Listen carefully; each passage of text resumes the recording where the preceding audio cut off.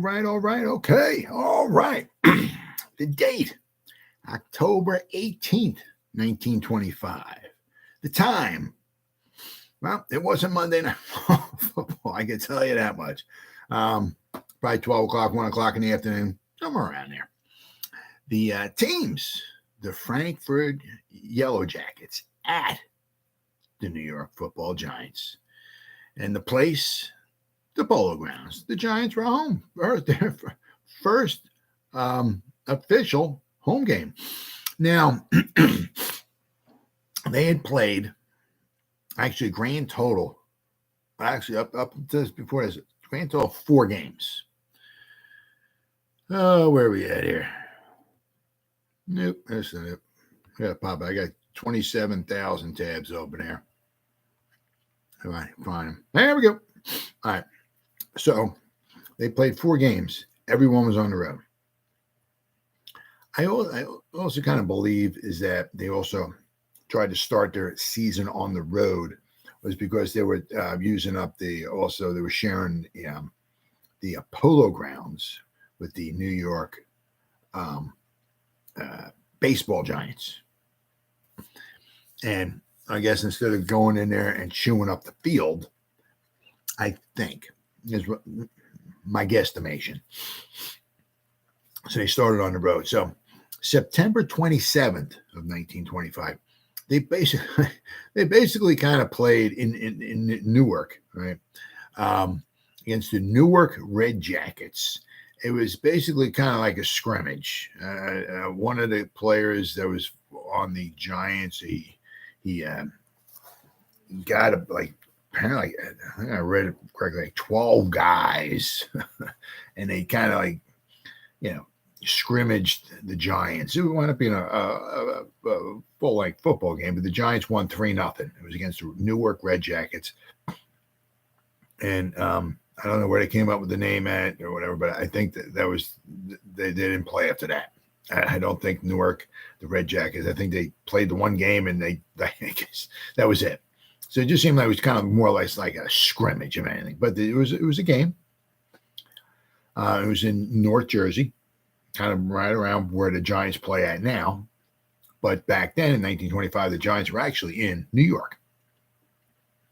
Their second game, which was another exhibition game, but this was more of an exhibition because this game was scheduled. Right? This game on October 4th was actually scheduled in the beginning of September of 1925. So on October 4th, 1925, the Giants went to played at the New Britain New Britain All-Stars, or sometimes they're also called the All New Britain team, either or. It was an exhibition game. And so that was in Connecticut. Giants won that one 26-0. So those first 2, whatever you want to call them, games, exhibition games, one seemed more like just like a scrimmage and anything else. Were on the road. Then the Giants started their season, opened up their season. They played in Providence, Rhode Island, against the Providence Steamroller or Rollers. Sometimes I see Steamroller, and sometimes I see Steamrollers. So you pick and choose, whatever name you want. And they lost 14-0. Then actually, so the game I'm talking about right now is on October 18th, 1925. The day before, on October 17th, 1925, the Giants played in Frankford, Philadelphia, against the Yellow Jackets.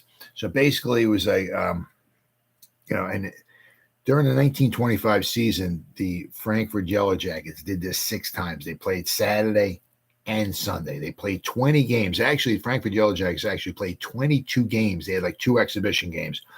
2 of them were against the New Britain All-Star team. And then they played 20 NFL League games. So they played 22 games.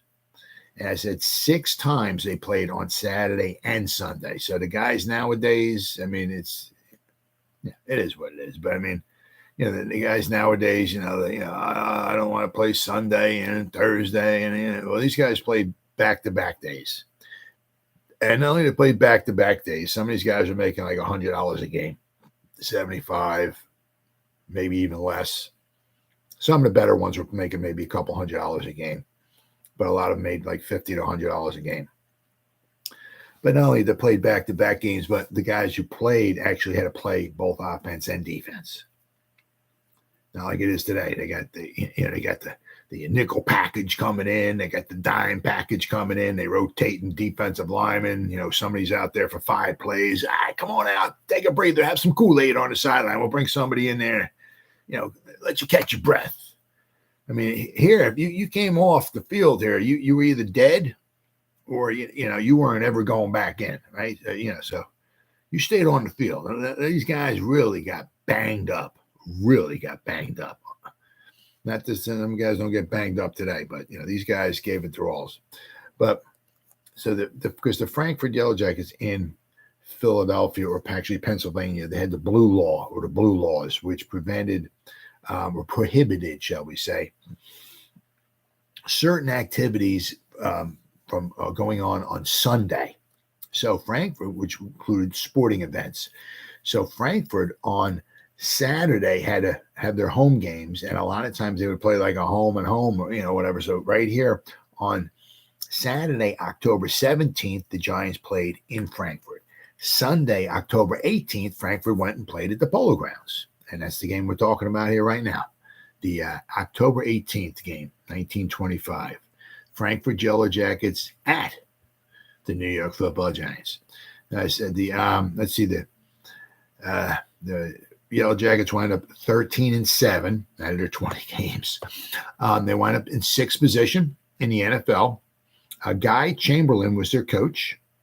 The Yellow Jackets, they scored they scored a whopping 9.5 points per game, and they gave up 8.5 points per game. And the Yellow Jackets, I had this in my other video that I did last night about the game on Saturday, the October 17th. I was talking about this.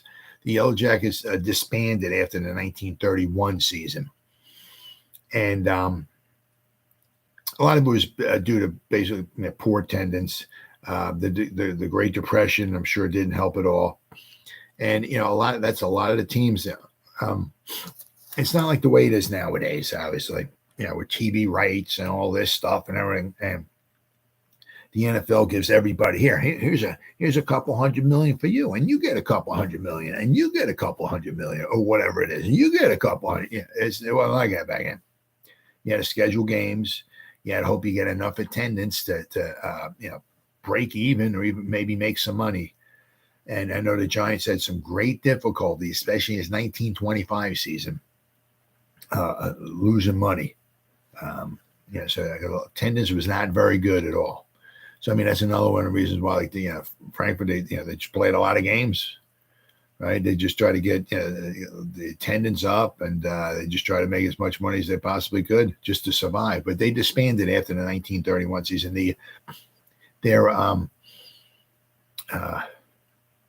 Their place where they played at, their Frankfurt Stadium, caught fire. And basically during the 1931 season, they had to play their home games in a couple different places. And a lot of the rest of their games, they only played 8 games in 1931, the Frankfurt Yellow Jackets. And a lot of their games were on the road. They were absolutely horrible that season, absolutely horrible. They were finished 1-6-1.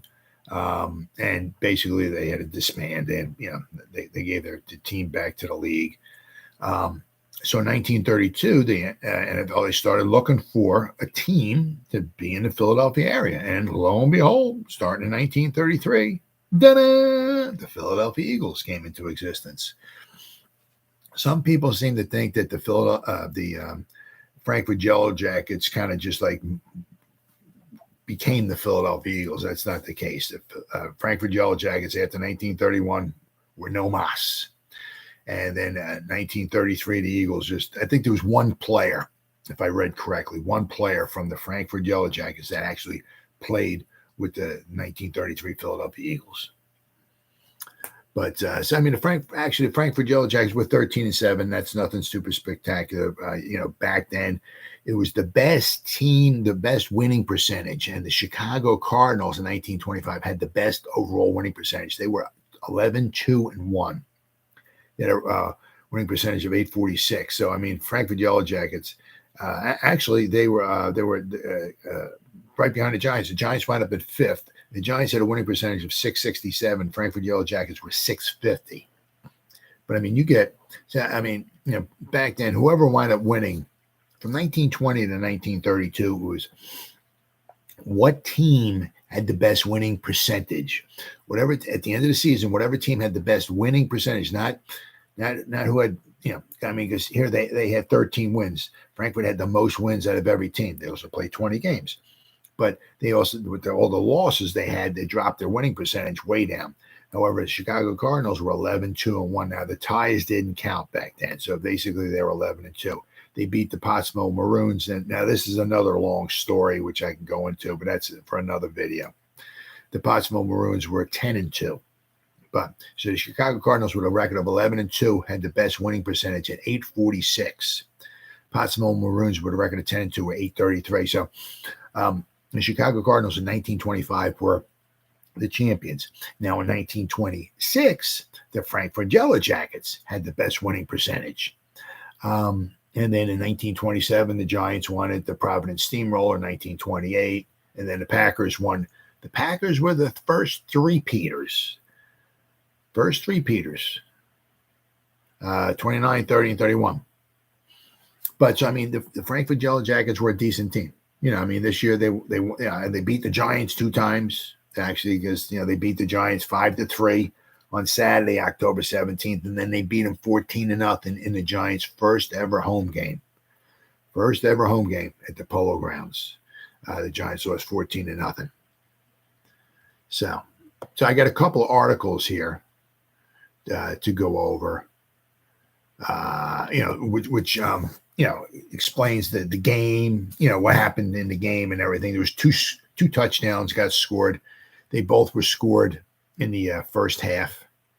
Actually, I believe, let's see here. There we go. Each one was scored. One was scored in the first quarter and one was scored in the second quarter. And the Giants never scored. Matter of fact, the Giants only scored 3 points in their first. They kicked 1 field goal in their first 3 games. Yeah, the Yellow Jackets scored on a 9-yard TD run in the first quarter and then a 6-yard TD run in the second quarter, and the Giants never scored. So basically, the Giants were scored 3 points, I said, after the first 3 games. They got shut out 14-0, 14-0, and they lost 5-3. So it took them till their 4th game to actually score a touchdown. Actually, I'm doing a video on this. Will be my one tomorrow night. Their 4th game was really going to be their 5th game. Which was against the Cleveland Bulldogs. That was the Giants' first ever victory, 19-0 over Cleveland Bulldogs. However, the week prior to that, this is on October 18th. The following Sunday, October 25th, the New York Football Giants were supposed to play the Buffalo Bisons at the Polo Grounds, but due to inclement weather, rain, bad storm, the game got canceled. I'm going to do a video on that tomorrow night. But so that would have been the Giants' 4th game, and then their 5th game actually would have been against the Cleveland Bulldogs. But the game got canceled, so their Giants' official 4th game that they actually played in the NFL season was against the Cleveland Bulldogs. And they wound up winning it. That was the Giants' first ever victory. They won 19-0 over the Cleveland Bulldogs. And the Cleveland Bulldogs were actually, a decent team. Because the Cleveland Bulldogs in 1924 won the championship. Actually, Bulldogs won 3 in a row. The Canton Bulldogs in 22 and 23. They were the first repeaters, 22-23, the Canton Bulldogs. 1924, the Cleveland Bulldogs won the championship. So this was the first home game for the New York Giants. I got a little story here. Actually, it's in a book here. I'm gonna read this here. It's from Actually, as I'm going along, I find more and more stories in this book. So it's, I mean, if you don't like old time football, because this book stops at 1963, there's Y.A. Tittle there. But the book stops, I think, 1962 or 1963 season. I haven't gotten all the way through it, but so I'm reading this, and it has a lot of some stuff from obviously from the old days, and so I got this story here. This is from the 1925 season here. Let's see here. Oh, here we go. I'll read this here. Let's see here. The day before the home opener, all right, so the day before the home opener, the Giants were in Frankford, played the Yellow Jackets. So the day before the home opener, the Giants traveled by train to Frankford, a Philadelphia club team, and lost their second league game 5-3. Yet Mara, meaning Tim Mara, the owner of the Giants, who's the one who paid $500 to get into the league, he still wasn't discouraged on the morning of October 18th, which is this day, which is the day that they're playing their first home game ever. It was warm and the sun shone brightly on the Mara clan as they stood outside of Our Lady of Esperanza Church at 156th Street off of Riverside Drive. They had just come from Mass and were on their way to the Polo Grounds. "Well," said Mara to a friend, "today is the day we see if I can put pro football over in New York." To root for their team, some 1,500 colorfully feathered Frankfurt Athletic Association fans had arrived early with a band and cheerleaders. So they were kind of serious there. I mean, that's right. By game time, the only thing missing was the paying customers. Of an estimated 25,000 in attendance, only half had paid their way in. Now, the thing was, Tim, he was handing out tickets, or he was having people hand out tickets. Mr. Mara, I think, handed out tickets too, but he also had other people go around handing out tickets, and just free tickets just to get in, and just to try to boost some attendance or something. So I saw. I mean, it says of an estimated 25,000. I saw 25,000. There's another one of his articles. I think I saw 27,000. So, but only about half paid their way to get in. So you figure probably 10 to 15,000 people actually paid their way to get in. While his 17-year-old son, John, handled one of the yard markers, Tim Mara sat on the bench alongside his other son, 9-year-old Wellington Mara. The first time the Giants had the ball, Thorpe. Now, this is also where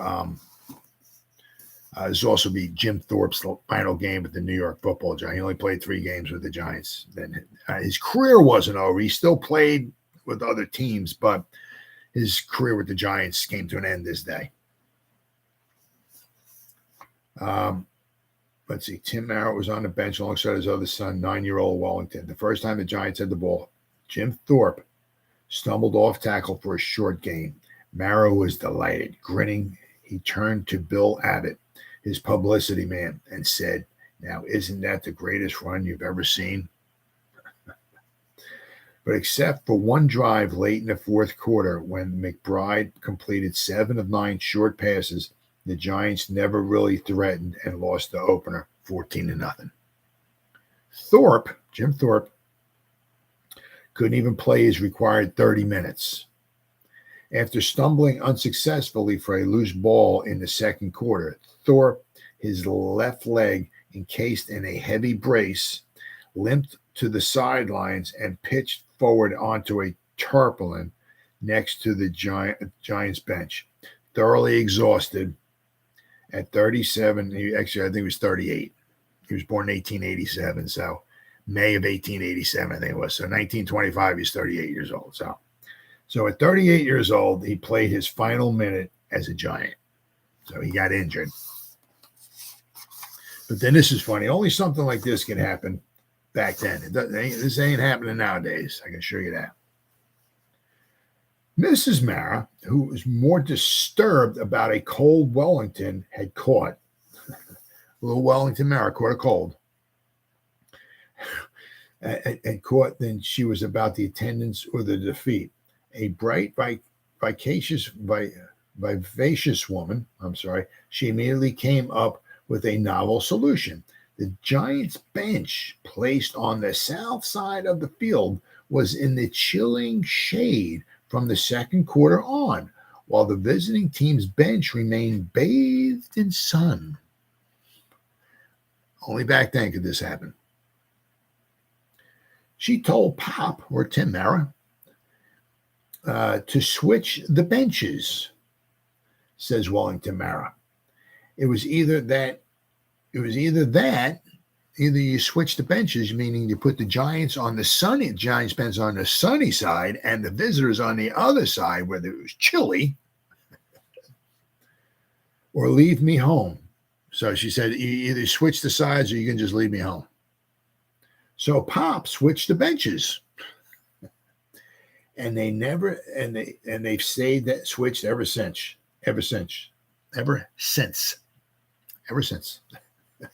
So, I mean, only back then could something like that happen. I mean, Mr. Mara's wife isn't going to go up to him and say, it's a little chilly here. Could we switch sides? Absolutely not. Absolutely. But I'm saying only something like that could happen back in those days. Absolutely amazing. So they switched the sides. So the Giants bench was in the warm side ever since after that. So the first home game, the Giants were on one side where it was a little chilly after that. But you also got to remember, though, too, is that, there were times back then it got cold. Even in December. They only played a lot of time back then, into December. And days it got cold. And, being in the sun would have been beneficial, especially for the players if they were sitting in the sun, because you'll figure out that, during that time of the year, you got the stadium, obviously, and the sun setting earlier and earlier with daylight savings and all. So as the game wore on, like 2 o'clock, 3 o'clock in the afternoon, the sun's starting to set, it's casting a shadow on the other side, right? So the other team remains bathed in the sun, So I mean, sometimes, that wasn't, I guess, such a bad idea after all. But only Mrs. Mara, she's the one. Of course, that has nothing to do about Giants Stadium and MetLife Stadium, but that happened in the Polo Grounds. So, all right, so we got. This is the third game of the season for the Giants, and this is, let's see, for the Frankford Yellow Jackets. This would be, whoops, I know this is not their third game. The Giants played, I do apologize. The Frankford Yellow Jackets played 1, 2, 3, 4, 5. This is their 6th game. They played the Buffalo Bisons, who the Giants going to play next, which the game actually got rained out. It got postponed, which I'm going to do my video on tomorrow night. They played the Buffalo Bisons and beat them. Then they beat the Providence Steamroller. Then they beat the Canton Bulldogs. They lost to the Detroit Panthers. Then they beat the Giants 5-3, and then they would win this game. So after this game, the Frankford Yellow Jackets would be 5-1. They wouldn't fare so well going down the stretch. They wound up losing six more games. But actually, they got up to one point. They actually got up to 9-1, and they finished 13-7. So they actually went 4. They actually went 4-6 in their final 10 games. So actually, their first 10 they were 9-1. They finished 4. The last 10 they were 4-6. Had they gone 9-1 in their second 10 games, they would have won the overall title. Actually, they probably could have lost 3 games and they were 17-3. They still might have had the best record overall winning percentage, but it is what it is. But I mean, they were good early on. And the only one loss they had to the Detroit Panthers. They lost 3-0. All right, so let's see. So I got a couple of articles here. All right, here we go. All right, this is from. Let's see now. Now this one here says 27,000 people see Giants lose Pro Football opener 14-0. Now some of the way they word this stuff is 1920ish. So as I read this stuff, just keep some of that in mind. If you're scratching your head, what did he just say? Well, this This is how they wording it back then. Pro 11s clash before 27,000 here. Record crowd for non-college games sees Giants drop opener to Yellow Jackets 14-0. Now remember, back then college football was huge. Absolutely huge. Pro football, not so much. Let's see here. Register touchdowns that decide battle at Polo Grounds. Losers drive in last quarter checked. So basically, the Giants had one drive, which was in the last quarter, which was checked, meaning they didn't get anywhere. All right. It says here, with a record crowd of 27,000 spectators present by official count, and all the trappings and color that constitute so much of the appeal of the game as played by the colleges, Professional League football was introduced to New York at the Polo Grounds yesterday when the Frankford Yellow Jackets from Philadelphia defeated the New York Football Giants, by the score of 14-0.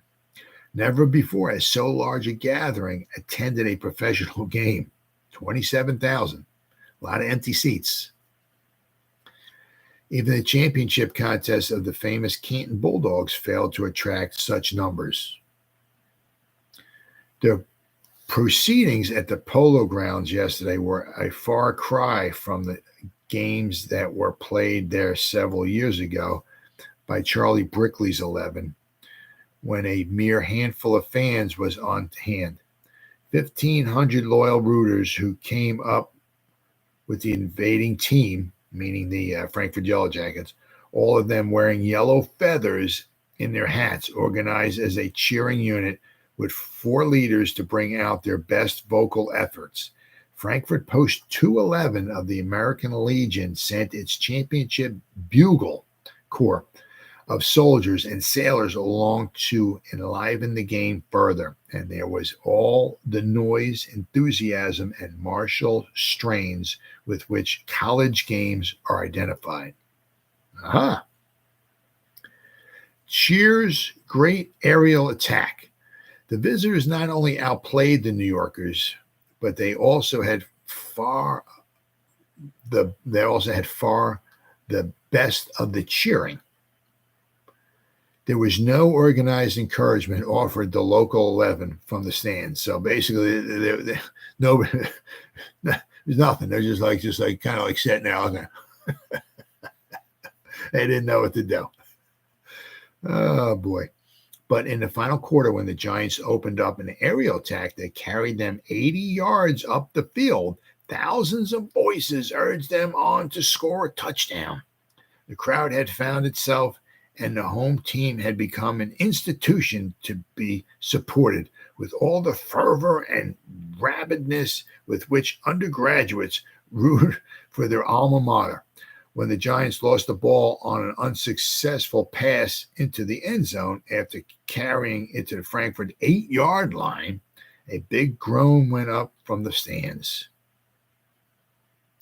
I think because there were also rules back then. I think I know sometimes there was a point in time where you had to be at least 5 yards behind the line of scrimmage. Some of these rules back then were obviously different than they were now. I think quite possibly could have been possibly what they were talking about here. A pass in the end zone, if it went incomplete, I think was a touchback or turnover on downs. So you actually had to catch it. They wanted, I guess, try to catch it and run it into the end zone. So if you try to pass, I think, into the end zone and it was incomplete, it was either a touchback or just a turnover. You got the ball maybe at the 8-yard line or wherever it was. But New York evidently is ready to support a professional league football team. Many of the Frankfurt delegation declared that they had never seen anything like the outpouring at the Polo Grounds yesterday. The visitors' victory yesterday was their second in 2 days. For Saturday, in their own stadium, they defeated the Giants 5-3. The names in the New York lineup are far more impressive than those on their opponents. But Frankfurt men ask with Shakespeare, what's in a name?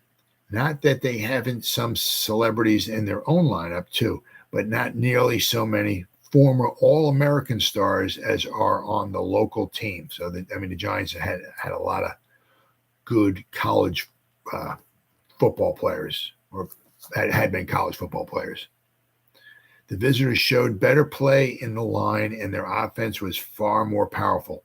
Coach Folwell's men, Bob Folwell, he's the coach of the Giants for the 1925 season, did not act as if they had their heart in the play as much as they did their opponents. Their tackling was high, and they did not show the willingness to die for their man that the visitors did. So apparently, it was a game of emotions and whatever. The Giants didn't seem like they were giving it their all. Unlike the Frankford, the Yellow Jackets. The Yellow Jackets came to play, and that's what they did. Frankfurt is teamwork. The entire Frankfurt team played with all the spirit and intensity that characterizes the College 11. Chamberlain, their coach, who plays left end on the team, came this year from Canton, where he coached the Bulldogs for 5 years successfully and took charge. All of the players are in strict training and devote their entire time to the game, practicing regularly. Hawes, former Dartmouth star, Hammer, one of the best backs at Penn in recent years, Stockton of Gonzaga, and Honan of Lebanon Valley constituted the Frankfurt backfield. Hawes, with his bullet drives inside of the tackles, Holman with his brilliant dashes and cut-in runs, and Hammer stood out as the best ball carriers on the field, outshining Jim Thorpe of Carlisle fame, Hinkie Haynes, who scored the Giants' first 2 touchdowns in their existence, of Penn State, and McBride of Syracuse. McBride was very good as well, too. And Brennan of Lafayette. The entire visiting line played a strong defensive and offensive game, with Welsh of Colgate and Springsteen, not Bruce Springsteen, standing out particularly. On the Giants, Alexander, former All-American guard and center from Syracuse, was the shining light. Now, Doc Alexander, he would become the Giants head coach in 1926, but he was also a doctor too. Let's see. Alexander, he was in almost every play, breaking through again and again and beating his ends and tackles down the field under punts. Frankfurt scored a few minutes after the game had got underway. New York received the opening kickoff, and after failing to make any considerable progress, Thorpe kicked to Holman. The Lebanon Valley star caught the ball on his 25-yard line.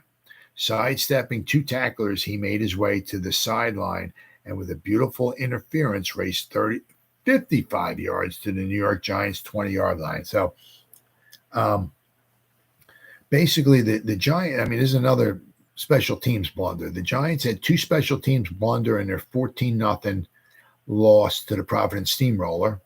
They had a punt blocked out of their end zone in the game, the first game that they played against the Frankfurt Yellow Jackets. So they gave up a safety there. And here they gave up a 55-yard punt return. And actually in their first game against the Providence Steamroller, they gave up over a 90-yard kickoff return for a touchdown. Plus they had a punt blocked and it got returned for a touchdown. So the Giants, 3 successive days have had, just like the Giants from 2023, they're having special teams blunders. Let's see. Hawes scores a touchdown. Hammer went through for 7 yards, and in 2 more downs, the ball was brought to the 9-yard line. Hawes then went through right tackle for a touchdown. Bayman kicked a goal from placement, or the extra point, and the score stood at 7-0 in Frankfurt's favor. Milstead, Yale's giant tackle, was replaced by Parnell of Colonnade at this stage, and Parnell thenceforth stood out with his fine play in the line. McBride's fumble paved the way. The Giants fumbled.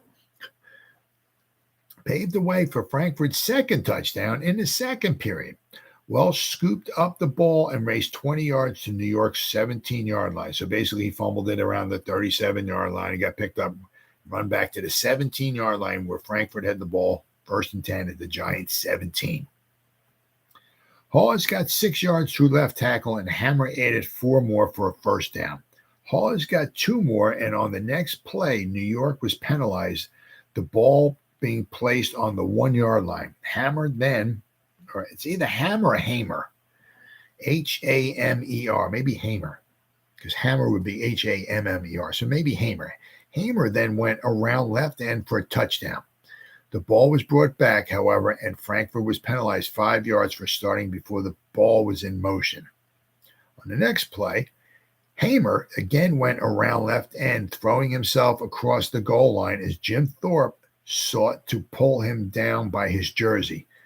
Bayman again kicked the goal or the extra point, and the score was 14-0.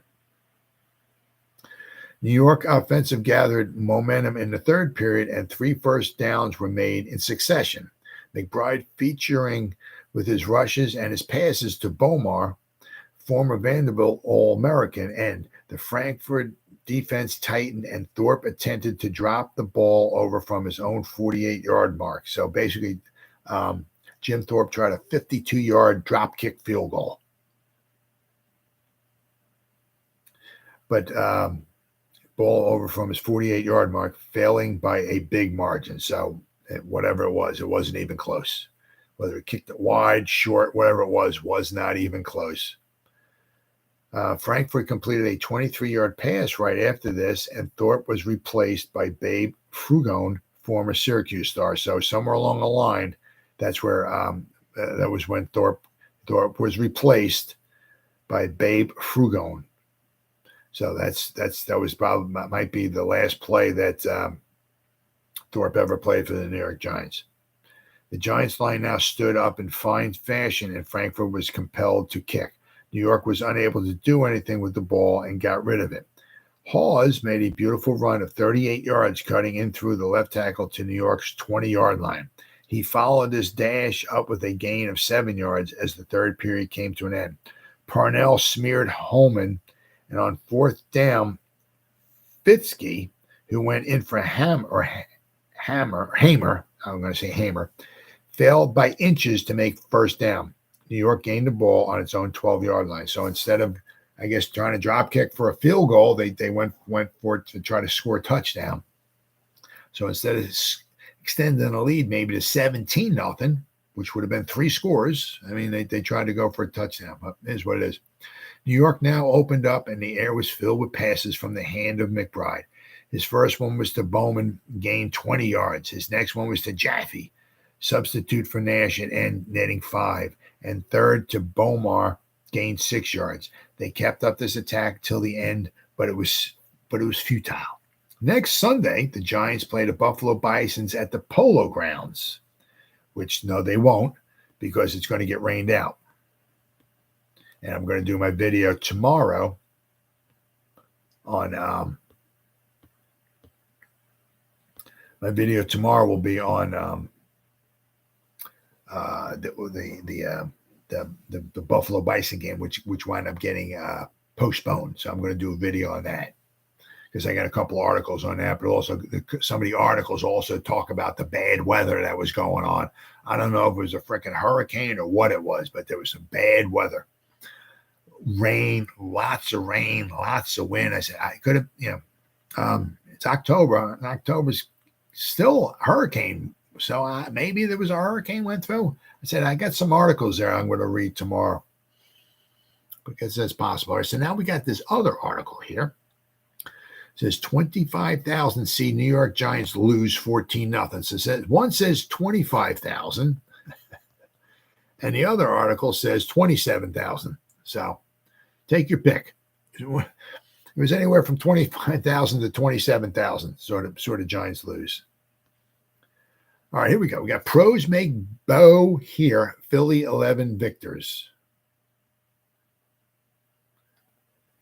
All right. array of stars outplayed by Yellow Jackets. Professional football has come to stay in New York. At least that was the impression one bought away from the Polo Grounds yesterday. Billy Gibson's maiden effort to establish the pro game on Gotham's winter sport calendar met with a ready and enthusiastic response from the public at large. Some 25,000 fans saw the New York Giants shut out by the hustling Yellow Jackets from Frankford, Pennsylvania, in a National League game by the score of 14-0. Says there's money in it. Well, that's not necessarily true, but when 25,000 fans will pay upwards of $2.75, so this is absolutely wrong because only half the people, probably only about half, maybe 15,000 people maybe paid their way in. There was thousands and thousands of tickets that were just given away for this. So it says there's money in it. It says this is wrong, Joe. It says when 25,000 fans will pay up to $2.75 for a seat at a football game, which is wrong because I mean the Giants were losing money left and right. Almost every game they lost money at a football game, professional one at that. There is no reason for Mr. Gibson to lay awake nights wondering where he can dig up another Benny Leonard or when Gene Tunney will get a shot at Harry Wills or Jack Dempsey. There's big dough in Williams' new field, which is not 1925 wasn't. They were losing money left and right, and they almost actually went under.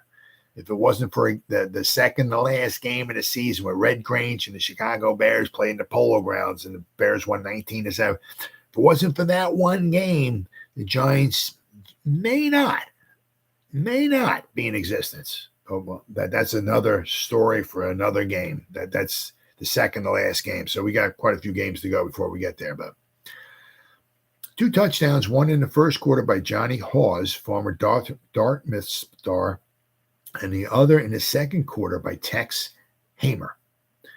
Well remembered for his playing at Pennsylvania, proved the undoing of the Giants. Captain Bayman kicked both goals, both the extra points.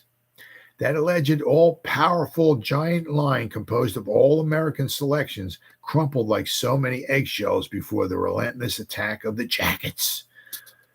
They outed us, says. The visitors outrushed, outsmarted, outkicked, and outgamed the locals in every period with the exception of the third period.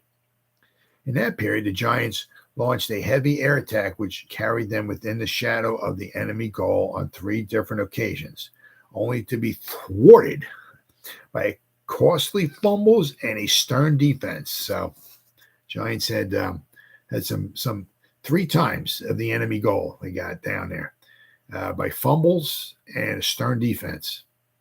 In the first period, the game was hardly 5 minutes old when the Jackets plowed their way to the Giants' 15-yard line, and Johnny Hawes skirted left end for the first score. The Giants put up one grand fight in the second period, but it was strictly defensive. Jim Thorpe, great Indian warrior of an earlier era, punted to the Jackets' 6-yard line when Hoffman received it. Hamer punted out of the danger zone, and another series of rushes landed the leather on the Giants' 25-yard line. It says here, Hamer does his stuff. At this point, Welsh tried a placement kick, but his aim was horrible. Thorpe was forced to punt on 3rd down, and Hamer, after receiving the ball on his own 45, dashed down the field to the Giants' 10-yard mark. So it was a special teams blunder. Bad punt coverage, like the Giants have nowadays. Here, Hamer skirted left and for the last touchdown after making 3 unsuccessful thrusts at the line. This is all the fixings. The game had all the frills and thrills of a big collegiate game. The Jackets brought along a small army. It says, now this here says 5,000 rooters. One article says 1,500. The book, I think, says 1,500. Here they say 5,000. So it set an experienced cheerleaders and 2 bands. They paraded around the field between halves and presented a colorful spectacle. So that was the other article. So those are so they scored 2. So now here are the starting what they have for the lineups here. The Giants' left end was Nash. Milstead was their left tackle. Carney was their left guard. Doc Alexander, who became the Giants' coach in 1926 for 1 year, was their center. Williams was their right guard. McGinley was their right tackle. Bomar was their right end. Hendrian was their quarterback. Thorpe was their running back. Benkert was their left back. And Hinkie Haynes was their fullback.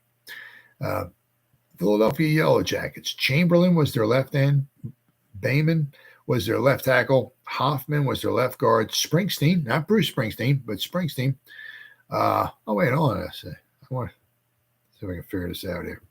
I keep looking, and I'm like, what is that dude's freaking name? All right, so we got to look down here. Springsteen. What is his name?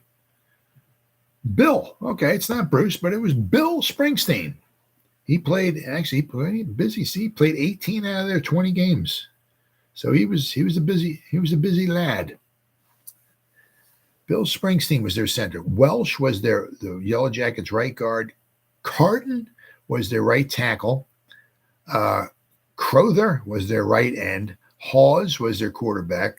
Clement was their running back.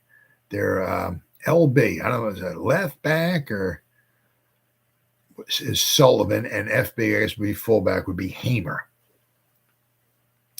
Let's see here. Substitutes that they had 1, 2, 3. Looks like the Yellow Jackets put in 3 substitutes. The Giants put in 1, 2, 3, 4, 5, 6. Giants had 6 substitutes. So, as I said, this wound up being, Jim Thorpe's final game with the New York Giants. He did wind up playing. Let me see if I can figure this out here. So I believe he played with another team. Let's see here. Toward the end of the season. So 1925, Jim Thorpe. He played 3 seasons with the Giants. Oops, I went too far. He played till he was 41. 1925. Then he played 2 games with the Rock Island Independence. RII, Rock Island Independence. So he played 2 games with them. 1926, he played for the Canton Bulldogs. He played 9 games. And then I'm not sure what happened in 1927. He was injured or whatever it was. I don't know. But he didn't play in 1927. 1928, he came out of retirement, I guess. And he played with the Chicago Cardinals. He played 1 game for the Chicago Cardinals in 1928 at the age of 41. So he played till he was 41 years old. Wow. Simply amazing. But he started his career in 1920 with the Canton Bulldogs. So, but this would be Jim Thorpe's final game with the New York Football Giants. So the Giants started off, 0-3. Now Jim Thorpe would be gone. Now, also in his book here, got a little excerpt here. Another thing here. I gotta find it. Apparently, the Giants got rid of a few guys. I'm looking to see if I can figure out why or whatever. But other than Thorpe. And they also lost Nash, too. Now, right here it says, interesting, after this game, with Thorpe and Nash and a few other problem veterans no longer with the team after this game,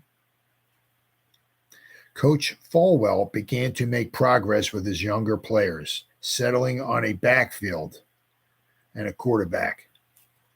So I'm not exactly sure. I'm looking at. I'm going to start looking at articles and all now. I know why Thorpe isn't there anymore, but said a few problem veterans. I'm not sure if they had a bad attitude. Maybe I'm not exactly sure, but they got rid of apparently a few guys.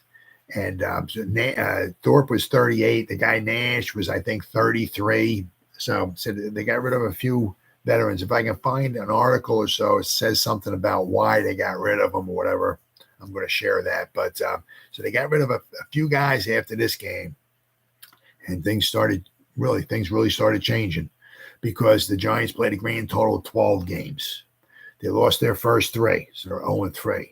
So that means that they played 9 more games. In those 9 games, they were 8-1, and they were shutting out a lot of teams. They were shutting out. They only lost 1 game, and that was the second to last game of the season. That was at home against the Chicago Bears. Red Grange came. The place was packed. They had people that came in, kind of like got their way into the stadium and didn't pay just to see. There was over 70,000 people in the stands to see Red Grange play. And actually, he only played the first half. I think he sat out the third quarter, and the crowd was they wanted to see him play. That's why there were 70,000 fans there, not to see the Giants. They wanted to see Red Grange play, the unbelievable, the phenom from Illinois, right? So in the fourth quarter of that game, the second to last game of the season, the Giants played against the Bears. The crowd started cheering, we want Red, or we want Grange, or we want something like that. And he came back in the game. The score, I think, was 12-7 at the time, 12 or 13-7. And what wound up happening was he gave the crowd a thrill. He picked off a pass, and he ran it back 30-something yards, I think it was, for a touchdown. And those were the final points of the game. And the Bears wound up beating the Giants 19-7. So that was the Giants' final loss of the season. But I said after this game, they lost 3 games. They were 0-3, but they played 9 more games, and they won 8 out of their final 9 games. So good times were ahead. So tomorrow I'm going to do a video on the rain out that the Giants had on October 25th against the Buffalo Bisons. It was windy. It was rainy. It was a horrible couple days of rain. And you got to remember, back then, I mean, it's not like it is today. Today they build the field and all that. It could rain probably 3 feet of rain, and the way the drainage is, everything drains. It wasn't like that back then. There is no drainage back then. I mean, the field, it rains, it puddles up, and it can be treacherous. So that's the way it was back then. So this is the Giants' third game. They're 0-3. They've only scored 1 field goal, but better times will be ahead. That's an absolute guarantee. So that's what happened on this day, October 18th, 1925, in New York Giants football history. I'll see you next time.